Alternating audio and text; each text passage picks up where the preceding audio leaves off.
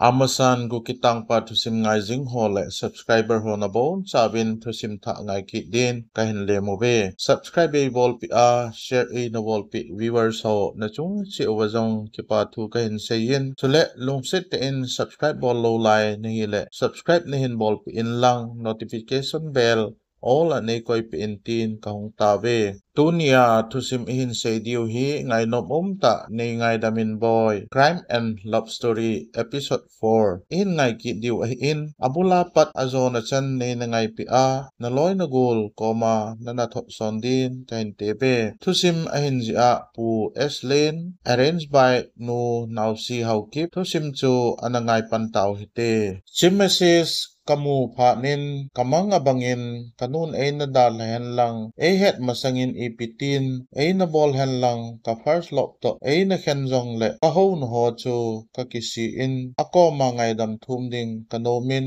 hijong le atu say dan chu ning khada ipiham anati khatale ti ho ka gel le kati akithing thing jeng tan a hi heno ipidia kahin ngai dam lel ding hamo kay mejin ay ka ali ding laya nei na hu do a tu chan geya mapon na puta keiman I macha he phalowa kahin ho na ho chu ka kisi ba le heno nei na nga do te jo heno kahin mukit masang sen katin karuma som khat ka kap den tan hi kol ka bol le sui so bin man tan cho chong kol ka gut le a number ka nei git tapon umang boy ko ma a number la ding chula ka ho pi nom kit pon kati kalu atha ajeng tai a in lang wa che ding chula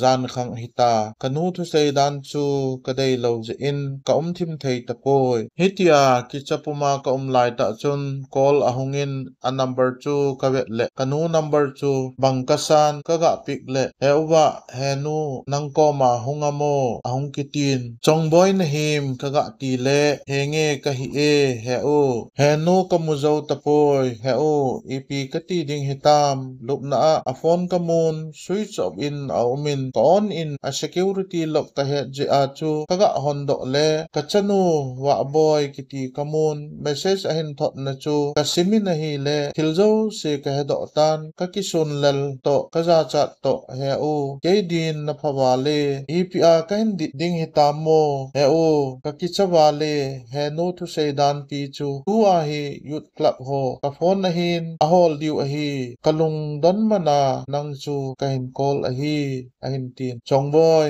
kipa a umi an hol do te yugo keizong kalung dong wale jingka le ka hongding a hi namu ule en sei pi in o anakhungai ta di o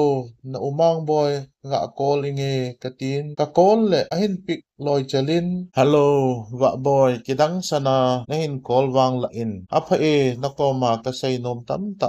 ahin kahin call ngampon cho chong zong a in langa khit hita chu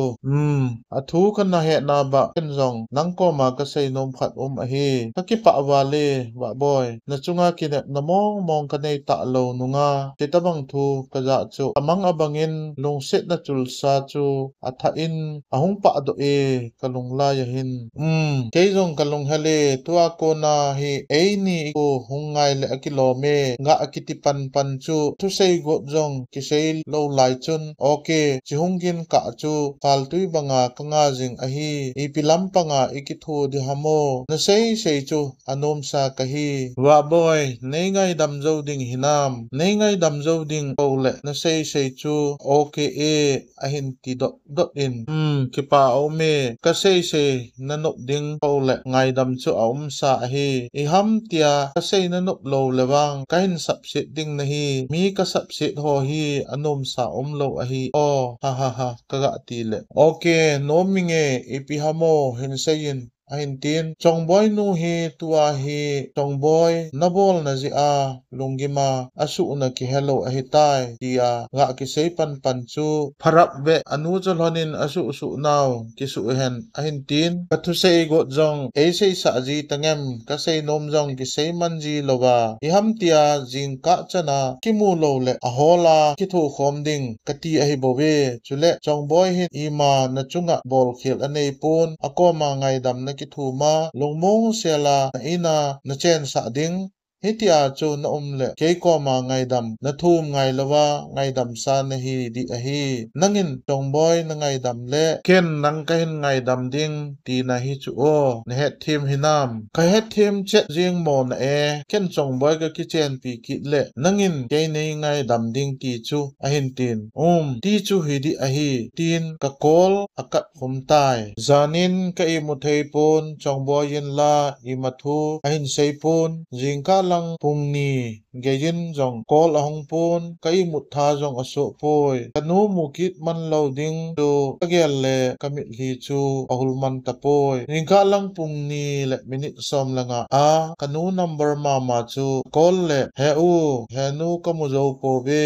I ka ti ding hitam atin asita in ahong kaptan kay jong kakapin ka u chalon chun say ding Halloween kakaplan tan ahi kho ahong wa phat in nu ko ma ka say le he ka te yo boy nanaw te ni to del lo yu go kay le napa mune zo le hong na winge atin kanaw te gol lang ni aw cha le lulun to bike in kadal pheyun a in ma jwa gol lang ahol ho adim se din me an o juwin kanaw te ni gol lang ho la a kadalan in sunga kagalu le tongboy in ei mu in he o atin ei kolin amo ka jiang pha nin mi ho chun kidang asa ham aki ho gu chut chut duwin loi khanin amit liu aki theun a hi ka phone kalado in mang boy ka kol le sui so bin a omin kalung thim chun o nang ki chip hi a hemo poi all le katin chongboy te in a chun hap ta khat lam ka umubin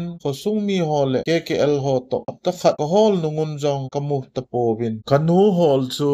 kangata win a hi chongboy chu ama changa teng ding dana a pha nin kanu le kapan ke ho in lama apu yubin ka khom ta win a hi nila khat hi mang boy ga ki kol ki hen katin ka ga kol le hiti hin ein sei pan ngalin mang boy wa boy sum izat lo a cho chong to chen sa kit dinga anun nen goi hamo ama amang dana kisela chalak na bolu a hi chu ka hai poi nang na hin bol na chu na hai mil hitam ken la kain thang tom pi la in a hin tin ke kalo tu pi la e kanu kalo do a hi che thang tom pi a chu cho chong chunga chu a hi le ana thang tom te hi o cho chong nu na ti chu ke nu zong a hi mang boy o itidana ama chu na nu hi thei hamo ke lungdong hi o asunga ko na penji a kanu hi thei a hi katile mang boy mu zol hin hen hi o wa boy ipiding chu hi le ve khat ki mu tu hi te o please ke chuti a hi le Saturday ni le Geljang Resort a nilha 3 PM le hungo na mang boy ka hung di a hi hitia ka ki ho chai pha dubin mang boy chu Saturday a Geljang Resort a imoto din ka sei pi in amazon thanom tha in a hi chong boy jong katimin loi ho het lo chun general meeting chu anakovin Saturday chu kanga ta win a hi Thursday zanin unknown number khada nei ngai damin boy kiti khat hi kamon ka reply ke henge heno kahin ngai dame nangin nei ngai dam hinam heno tin kaga aji in kaga senin ahile kol ahung ngalen ke ka opumin heno kaga tile nupi boy nang koi na ahung kitin a o chu kanu o to kilo kit pon ke hing nei wa kahi chehi hoi lai hamo katile nupi suknu ahi azo jep chun nupi khat alung buling lo thim khadin na phone ei man sa in ati a ke o ama hoila ja hitam nupi phone aman chayin apot do kitai itidan hamo boino ke enu athu savin ahet thei pending in ama chu kanu ahin eina da la ahi henu mu pha ahin alai ding le neiga ko pi thei ding hamo lungset ta in nupi o chuti be chuba hinte ngawe inge o azo le in sei pi inge o som khat zawin in kol ki nin nem ta a kaga la le nupi boy hailam zone truck khada kaldo in achi mantai ahin tin ke o henu kain suboi la in ki phat lam a ome jan no ya hoi lam ajut got ahi de o nupi hi chu o ke chun mingol ham kati a kalim sa lo ka phone zong chu man sa lo ding kati le kachanu ka ho pi di a hi ati phada kalong sia ka pi e chu o as kana sa di hi ja kada tabe o ke ki pa e henu na phone na naman sa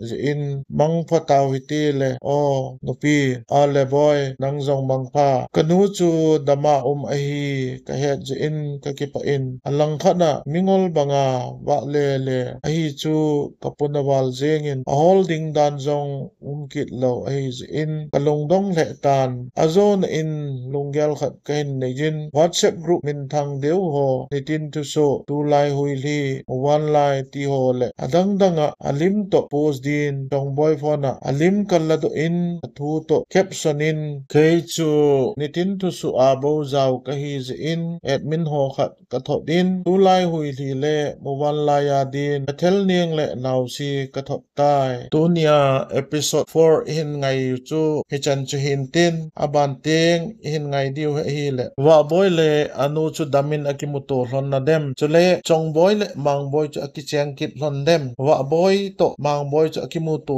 hlon teng le ep ati dem ti ho hi next episode number 5 mai hin ngai kit diu in ye chun ahong so kits ka se in ananga hat mai tin tunia achai na ge ya anangai zo se chung se na wa ke pa thu ka in se je ka ke pa e chan trian le